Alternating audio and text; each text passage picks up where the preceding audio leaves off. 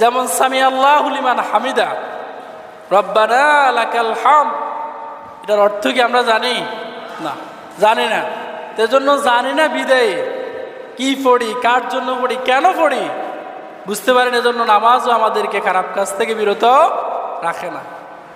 নামাজ কি পড়বেন, কিভাবে পড়বেন, সব কিছু জেনে নিয়ে তারপরেই নামাজে আসবেন। এজন্য এখন কি নামাজ পড়া ছেড়ে দেবেন? কথা বলেন, নামাজ পড়া কি ছেড়ে দেবেন? দেখেন আবার উল্টা বলিয়েন না, হুজুর বলছে নামাজে কি পড়ি সেটা জানি না, এই জন্য আজকে থেকে নামাজ পড়বো না। এটা করা যাবে না। নামাজও পড়বেন, নামাজের মধ্যে আমরা যা পড়ি এটার অর্থ কি এটা অবশ্যই আমরা জেনে নেব।